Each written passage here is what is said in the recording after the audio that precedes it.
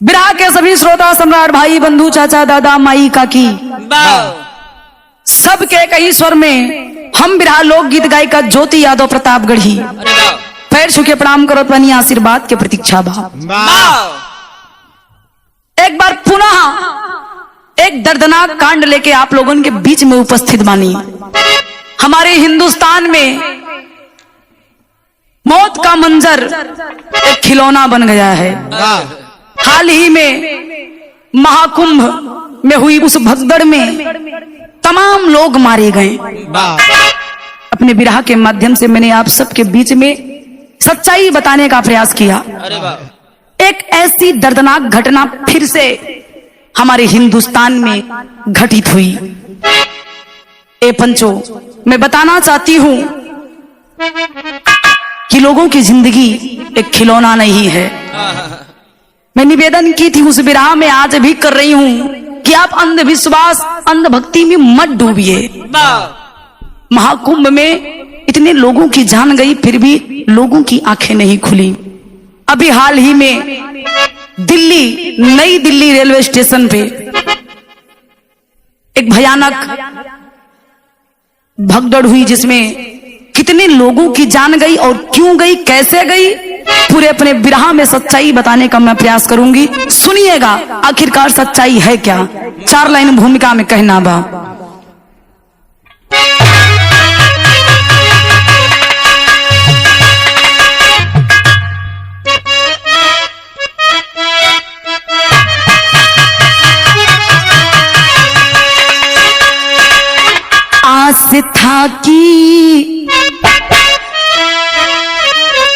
आस था कि व्यवस्था ये क्यों ना हुई, मूक बन के प्रशासन रहा देखता, सीख संगम की घटना से ली ही नहीं, बस कुर्सी बचे थे यही सोचता, रो रही है धरा रो रहा या समाप्त, रो रही गंगा यमुना की धारा यहाँ, दर्द कैसे बताए उन माँओं का जिसने मरते सुवन को निहारा वहाँ।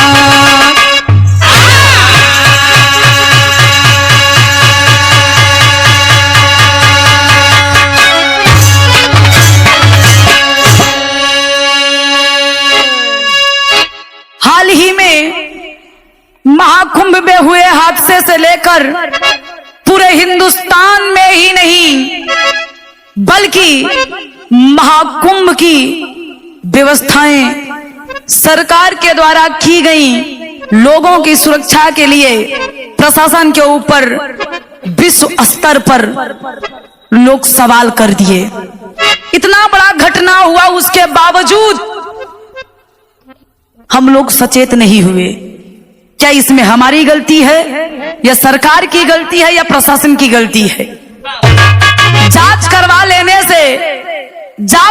लेने से किसी की मां, किसी की बहन, किसी की बेटी, किसी का सुहाग लौट कर नहीं आता बाबूजी। मुआवजा दे देने से किसी का परिवार सुखी नहीं हो जाता बाबूजी। निवेदन है हमारे दिल्ली देश की राजधानी जो की है नई दिल्ली रेलवे स्टेशन पे दर्दनाक घटना घटित हुई है। रूह कांप जाने वाली घटना है बाबूजी। सच्चाई है क्या? बिरहा में एक लाइन गजल के नमूना वा गुरुजी।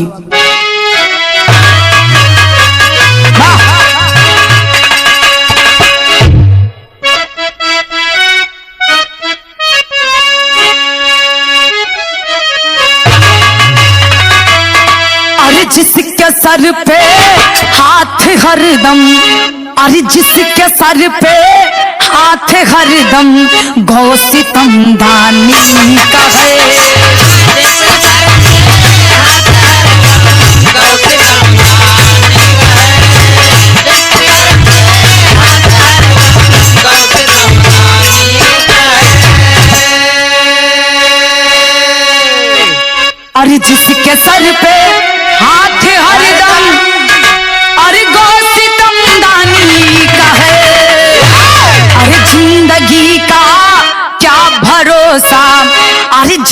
जिंदगी का क्या भरोसा, बुलबुला पानी सा है।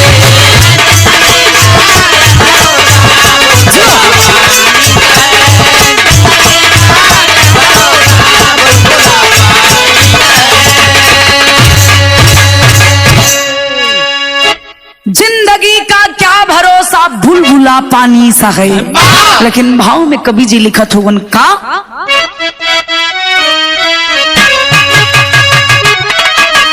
अरे जिंदगी को क्यों गवाते, अरे जिंदगी को क्यों गवाते, आस्था के नाम पे।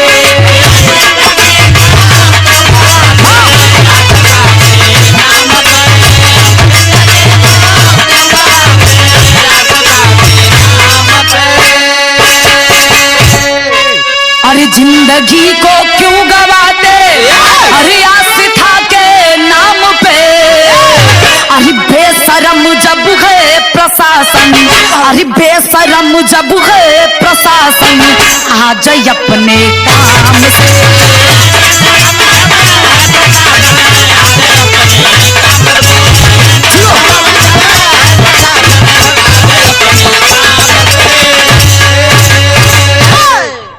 बेशरम जब है प्रशासन, याद अपने काम से। जिंदगी क्यों गवाते, आस्था के नाम पे। ए पंचो, मैं फिर से कहना चाहूंगी, किसी अंधविश्वास में, अंधभक्ति में अपनी जान को, अपनी जिंदगी को मत गवाइए। ये मनुष्य का शरीर बड़ा अनमोल है। लेकिन शुरुआत बा गुरु जी कैसे शहर में कहना है,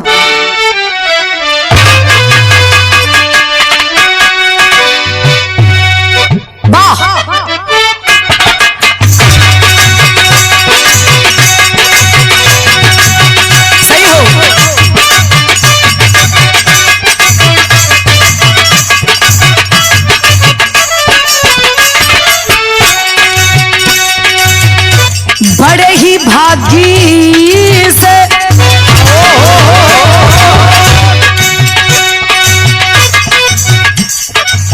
बड़े ही भाग्य से मानव का जन्म पाए हो,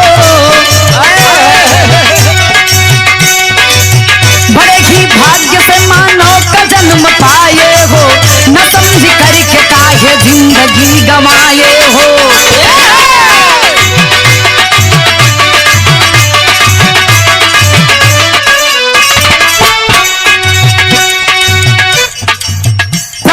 घूम रही आज अपने मस्ती में, जिंदगी खत्म हो रही है इनकी गस्ती में।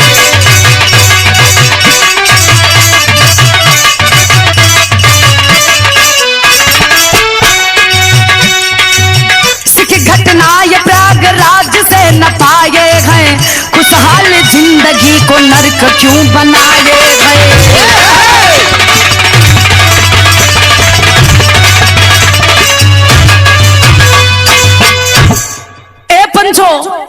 कहानी के सुनिया, आखिरकार दिल्ली में जौन हादसा भइल ओकर कारण का है। आस्था, विश्वास, धर्म और भक्ति करना चाहिए, लेकिन इतना मत करिए कि हमको पता है सामने कुआं है, अगर उसमें हम पैर डालेंगे तो हम कुएं में जरूर गिरेंगे। लेकिन फिर भी हम लोग अंधभक्ति कर रहे हैं, अंधविश्वास कर रहे हैं। और ये घटना काहे खातिर हो था, प्रशासन, पुलिस हमनी के रक्षक होवन। हमनी कहीं आईला कहीं जाइला तो प्रशासन के बलबूते हमें गर्व होता है अपने हिंदुस्तान की प्रशासन पे, प्रशासन व्यवस्था पे, कि है हमारी रक्षा करेंगे, चाहे रात हो, चाहे दिन हो, चाहे दोपहर। लेकिन आज कहाँ है प्रशासन? इतना बड़ा बड़ा हादसा हो रहा है, लोगों की जानें जा रही हैं, मौत का मंजर बना है। कहाँ है हमारे हिंदुस्तान की प्रशासन? कहाँ ही सरकार की व्यवस्था? सवाल उठता है। लेकिन सुनिएगा जनाब, एक लाइन तरजबा गुरु जी कैसे,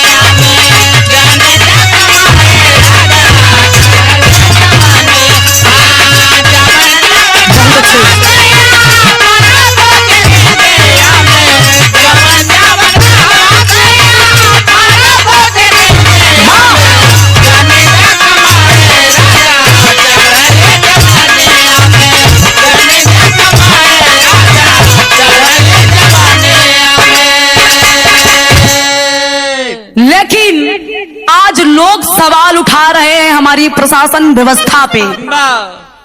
जो दिल्ली, नई दिल्ली स्टेशन पे जो हादसा हुआ उसका वजह, उसका कारण बनता है क्या? प्लेटफॉर्म नंबर 12, 14, 15, 16 इस चारों प्लेटफॉर्म पे भगदड़ क्यों हुई? इसकी वजह है क्या गुरुजी?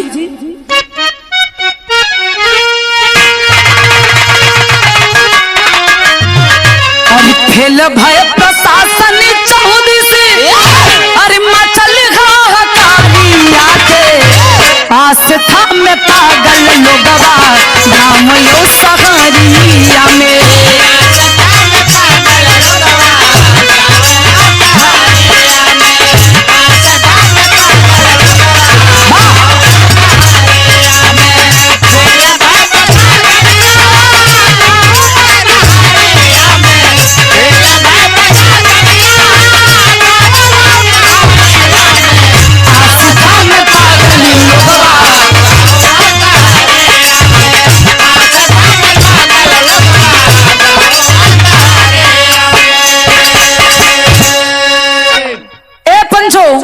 सुनिएगा, आखिरकार लोग इतना पागल क्यों हो रहे हैं? वजह है क्या?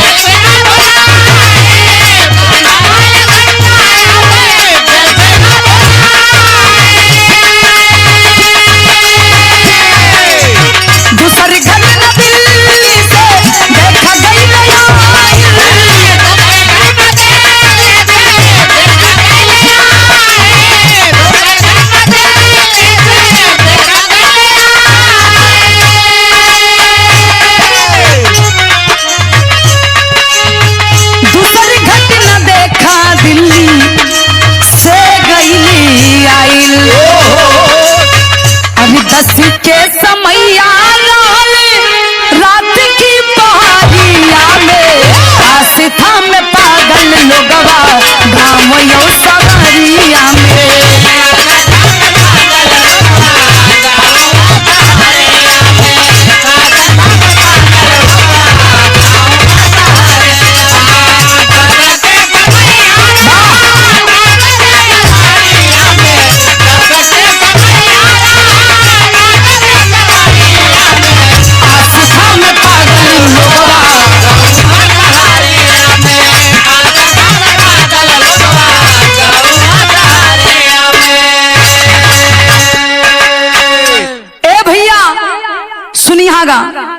आखिर कुंभ वाली घटना, इतना दर्दनाक घटना, कितना परिवार उजड़ गईलन, लेकिन फिर भी हम लोग अपने आंखों पे पट्टी बांधे हैं। ये क्यों? ये गलती सरकार की भी है। जब हादसे पे हादसा हो रहा है तो क्यों हम चिल्ला रहे हैं कि अमृत स्नान है, आके अमृत स्नान करिए, अपने पापों को धुलिए। और हमारी भी गलती है, जब हमें पता है कि वहां जाना ठीक नहीं है, क्यों हम लोग आ रहे हैं? ये हादसा हुआ क्यों? ये अमृत स्नान करने के लिए आज भी हमारी जनता, हम लोग रुके नहीं है। रेलवे स्टेशन, नई दिल्ली रेलवे स्टेशन, जितना बड़ा रेलवे स्टेशन, उससे कई गुना ज्यादा पब्लिक वहां पे इकट्ठा थी। यहां तक कि रेलवे ट्रेन भी छोटी लगने लगी उस पब्लिक को देखकर। आज तक ऐसी भीड़ कभी भी रेलवे स्टेशन पे नहीं हुई। ये भीड़ हुई क्यों? महाकुंभ में स्नान करने के लिए।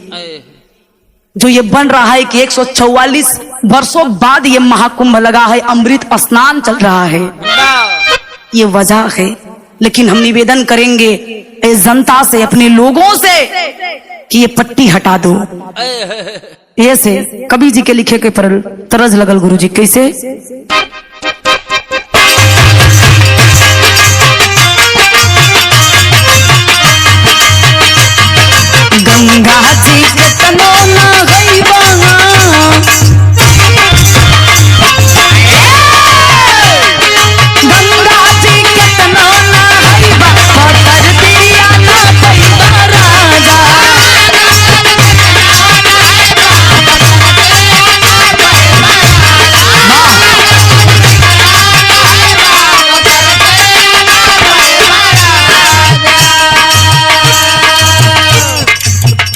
स्टेशन पे, दिल्ली, नई दिल्ली रेलवे स्टेशन पे लोग अपने जान को गवा दिए।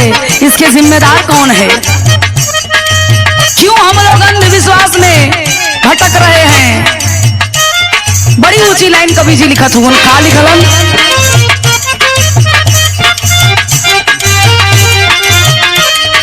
कबले पाप गंगा में धोवाई,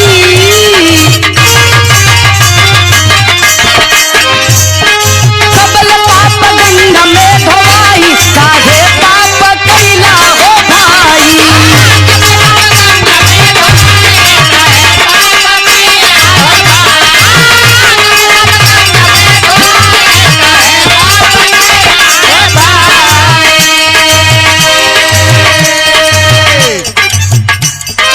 लिखलन का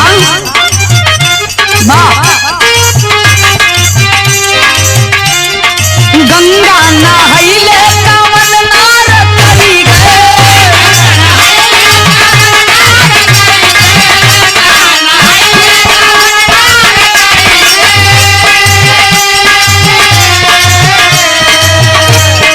बिलखे मतारी लालन देकर मरी गए।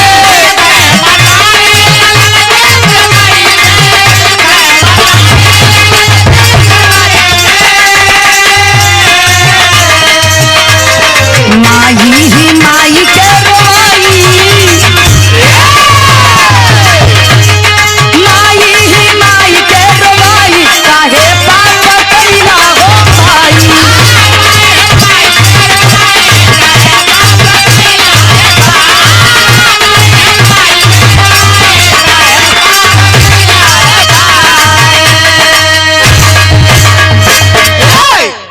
ए भैया, आज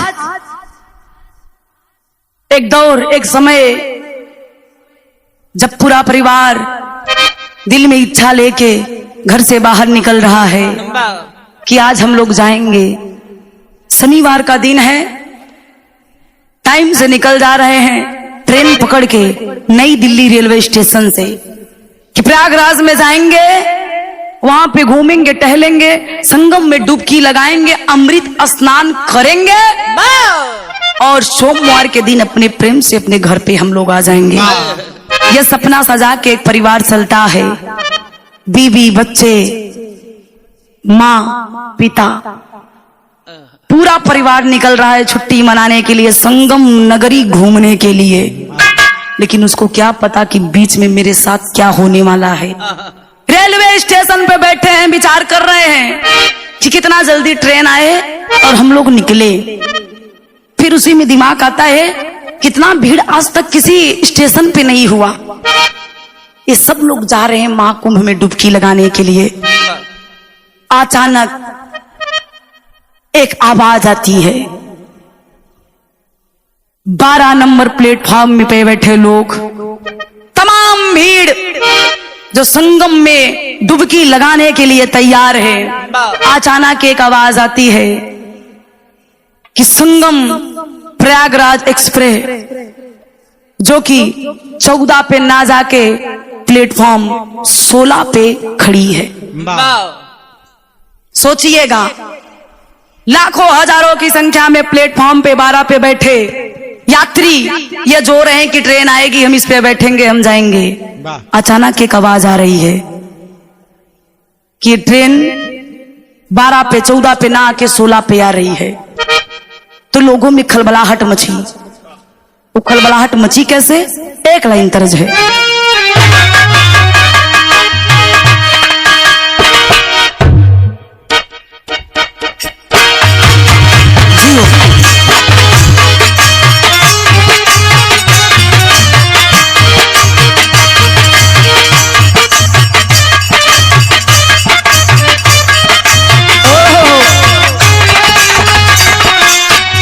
बड़ी पुरान तरज हो। गौवा के पिछवारे,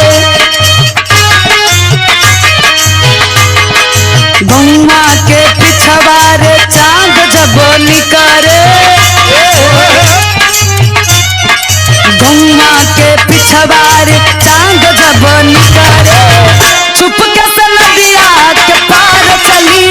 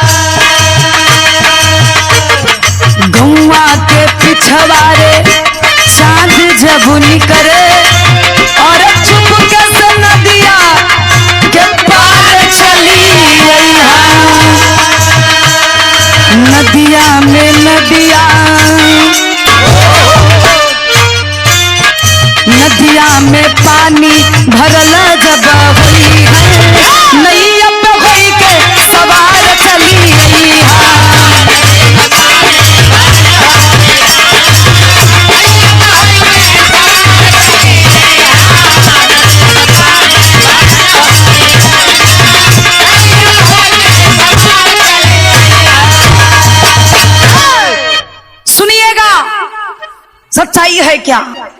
उस रेलवे स्टेशन पे बैठे यात्री जिनके मन में खुशी है, एक उमंग है, जो लोग महाकुंभ में डुबकी लगाने आ रहे थे उनकी बात ही छोड़िए, जो कई महीनों से, कई सालों से अपने परिवार से दूर हैं और परिवार से मिलने के लिए घर आ रहे हैं, उनकी खुशियों पे एकाएक पानी फिर जाता है।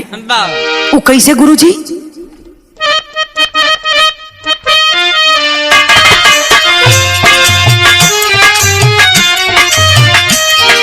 दिल्ली सहरिया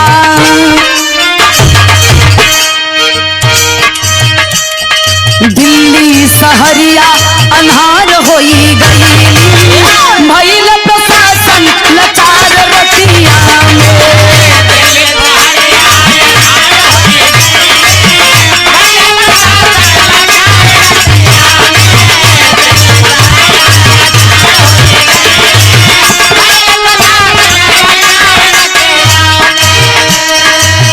दिल्ली सहरिया अन्हार होई गईली और भइल प्रशासन लाचार रतिया में,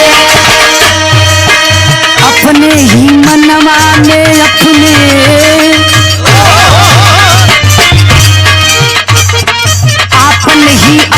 से दूर होई गई, जीवन हो जाई बेकार रतिया में।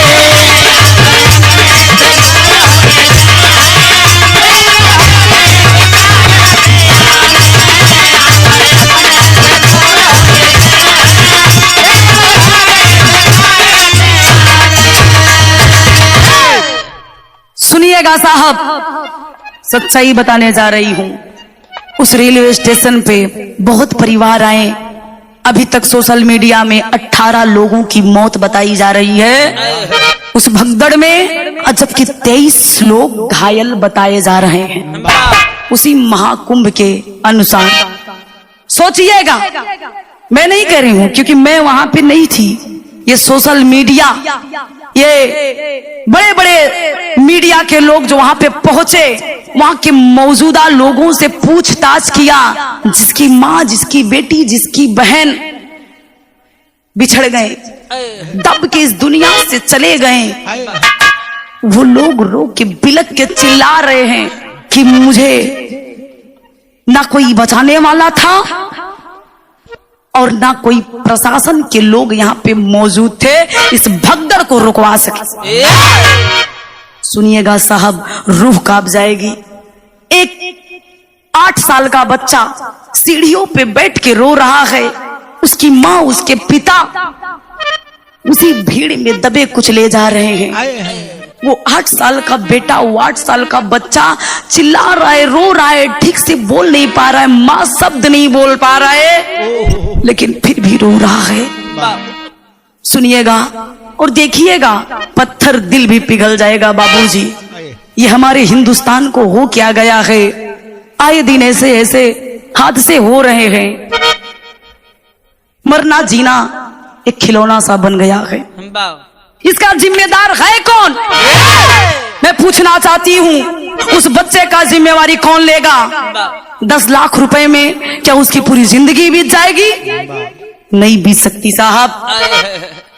हमारी प्रशासन व्यवस्था कहाँ है? अगर आप इतना बड़ा आयोजन किए हैं तो आप उसके जिम्मेदार हैं। सुनिएगा, एक परिवार, जो पूरा परिवार साफ हो गया, मात्र इकलौता एक बेटा बचा है, उसकी गाथा सुनिएगा।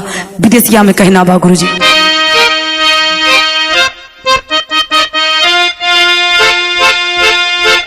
कि माझी राजकुमारा साथ हर शांति गुजरिया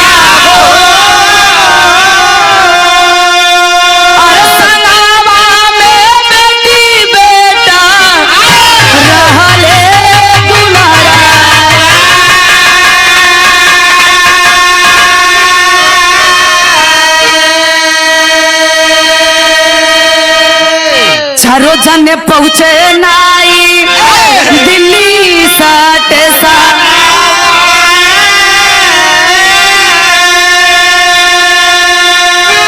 और फिर जब पे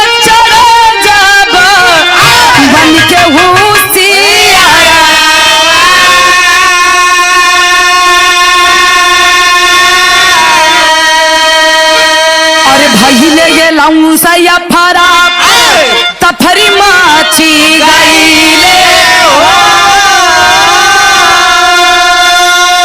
हर सीढ़िया पे साथ छूटल अरे भइले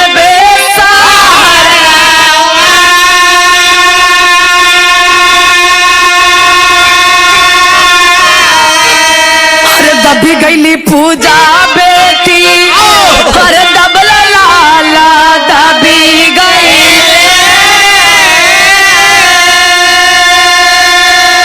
और शांति गुजरिया पर दबी गईली बाबू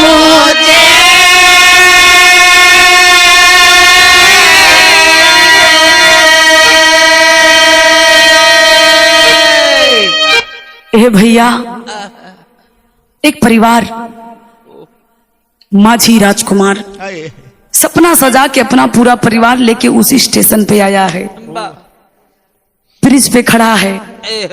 अचानक अनाउंस होता है कि प्रयागराज स्पेशल जो ट्रेन जा रही है वो 14 पे ना आके 16 प्लेटफॉर्म पे आई है, 16 नंबर प्लेटफॉर्म पर आई है। जितने यात्री हैं उस प्लेटफॉर्म पर आने का कष्ट करें। राजकुमार सुनता है अपने पूरे परिवार, पूजा बेटी, रवीना, शांति पत्नी को लेके दौड़ते हुए सीढ़ियों से आता है।